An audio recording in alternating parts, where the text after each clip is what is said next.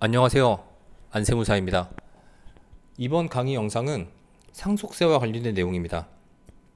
상속이 개시가 되면 상속인들은 피상속인의 모든 자산 부채를 고려를 해서 순자산에 대해서 상속세를 신고하고 납부를 해야 됩니다. 이때 저 같은 경우는 상속세 의뢰를 받으면 그래도 좀 재산이 있으셨던 분들은 10년치 계좌를 좀 달라고 얘기를 해요. 예를 들어서 2023년에 사망을 하셨으면 2013년도 계좌부터 쭉 확인을 하는 거죠. 10년씩 계좌를 확인하는 이유는 결국은 사전증여재산을 확인을 하려고 하는 거고, 10년치 계좌를 확인하는 과정에서 피상속인의 계좌에서 상속인의 계좌로 입금된 금액이 있는데, 그것이 증여세를 원래는 신고하고 납부를 했어야 되는 금액인데 증여세 신고를 안 했다. 그러면은 사전증여재산이 돼서 요게 증여세가 부과가 되고요. 이게 나중에 걸렸을 때는 상속세까지 추가로 과세가 될 수 있습니다. 이런 것들 때문에 10년치 계좌를 확인을 하는 거고, 이것과 관련해서 납세자와 과세관청 사이에 분쟁이 있었고, 그 분쟁과 관련된 내용을 여기 있는 조세심판원 결과를 통해서 확인할 수 있습니다. 한 달도 안 된 결과예요. 그래서 이번 영상에서는 여기 있는 조세심판원 내용을 가지고 위 규정을 한번 살펴보도록 하겠습니다. 2020년 6월에 사망을 하셨으면 상속이 개시가 됩니다. 이때 상속 개시가 되면 피상속인의 모든 자산과 부채를 합쳐서 순자산가액에 대해서 상속세를 신고하고 납부해야 되는데, 미리 사전에 증여를 해서 나의 재산가액을 낮춰놓으면 상속세를 낮출 수가 있어요. 그리고 증여세를 내는 거죠. 그게 가능하다면 현실적으로 상속세를 내는 사람은 거의 없겠죠. 대부분 사전에 다 증여를 해서 사망일 현재 나의 자산을 다 없애놓고 내가 죽으면 상속세 계산이 안 되니까, 그거를 대비하기 위해서 이 상속세를 신고할 때는 사전증여재산을 가산을 합니다. 여기에 가산을 해서 상속세를 신고하게 되고, 이게 몇 년치를 가산을 하냐, 상속인한테 증여한 경우에는 10년치를 가산을 하게 돼요. 근데 현실적으로 증여세를 신고하고 납부하는 게 원칙이지만, 증여세를 그렇게 아주 성실하게 신고하고 납부하는 사람이 물론 더 많겠지만 그렇지 않은 사람들도 있다는 거죠. 그렇기 때문에 2020년 6월에 사망을 하면 2010년 6월부터 과세관청에서는 피상속인의 계좌를 열어버립니다. 물론 전부 다 여는 건 아니고, 당연히 이제 과세가 될 정도의 재산이 있으신 분들의 계좌를 열죠. 계좌를 열면 우리나라 같은 경우는 현실적으로 큰 돈을 현금으로 은행에서 찾기가 어렵기 때문에 계좌 이체를 하거나 이제 금융 거래를 하게 되죠. 그리고 계좌를 열면 여기 있는 조사관들은 이것만 하는 사람들이기 때문에 딱 보면 어떤 내용인 줄 압니다. 그래서 이 계좌를 열어서 사전증여재산을 찾는 거죠.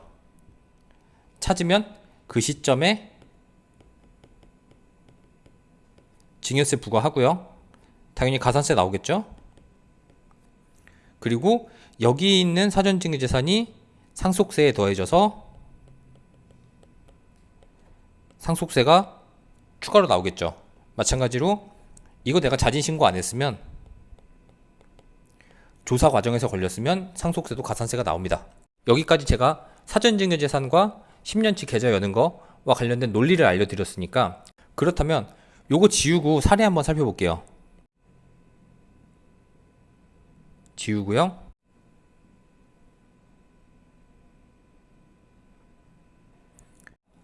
과세관청이 왜 이렇게 처분을 했을까요?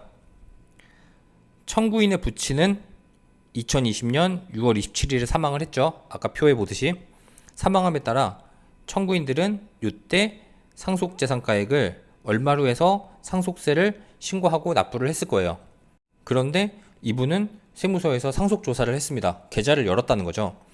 2021년 6월부터 7월 사이에 계좌를 열어서 2011년 9월 6일부터 2020년 4월 6일 이 기간 동안에 계좌 내역을 통해서 사전증여를 찾아낸 거예요.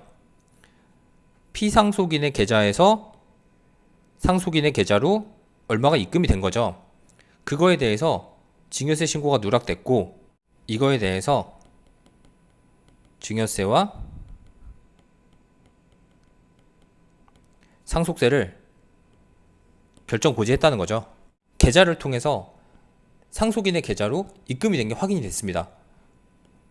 뭐 기본적으로 이게 생활비나 교육비 이런 게 아니라면 대부분이 다 증여로 과세가 될 거예요.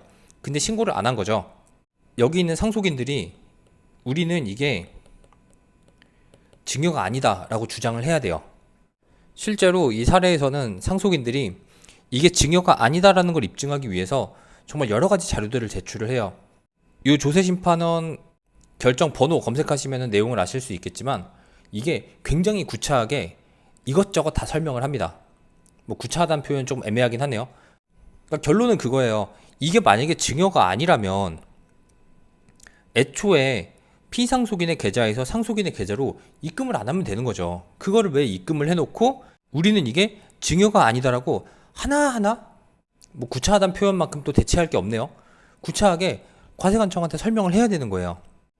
근데 현실적으로 이게 증여가 아니다라는 아주 명백한 증거 자료가 있지 않는 이상 이거를 증여세를 과세를 안 할 수는 없을 것 같아요. 제가 봐도.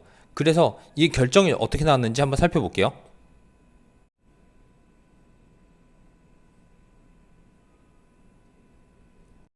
조세심판원 2023년 6월 12일에 나온 결정입니다.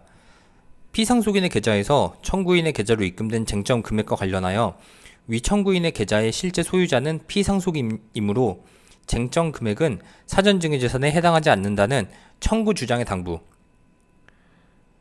상속인들은 피상속인의 계좌에서 상속인의 계좌로 입금된 금액이 증여가 아니다라고 청구를 한 거죠. 그런데 결론은 청구인 명의의 쟁점 사업장의 실사업자를 피상속인으로 보기 어렵고 그 명의와 최초 입금처가 청구인의 채무 상환을 위하여 쟁점 금액이 입금된 것을 사전증여가 아니라고 보기 어려움. 사전증여가 아니라고 보기 어려움. 말이 어렵죠. 사전증여가 아니라고 보기 어려움으로 요거는 사전증여로 보겠다는 거죠. 그래서 요 조세심판원 단계에서는 상속세와 증여세 과세 처분이 맞다고 결정이 나온 겁니다. 그래서 이것과 관련해서 우리가 얻을 수 있는 교훈은 아주 간단해요. 실제로 이게 증여가 아니라면은 애초에 피상속인의 계좌에서 상속인의 계좌로 입금을 안 하면 된다는 거죠. 굳이 그런 거래 내역이 있는데 이거를 사전증여가 아니라고 이런 식으로 하나하나 입증하기는 굉장히 어렵습니다.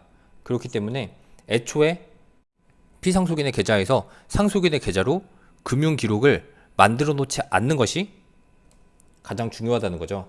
애초에 계좌 내역에 그런 금융기록이 없었으면은 이 상속조사와 관련해서 혐의가 나오지 않았을 겁니다. 그래서 이번 영상에서는 상속세를 신고할 때 10년치 계좌를 보는 이유에 대해서 설명을 드렸고 그것과 관련해서 상속세와 증여세 주의사항도 설명을 드렸습니다.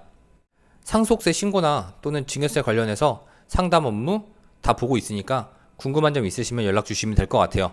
이번 영상은 여기까지 하겠습니다. 감사합니다.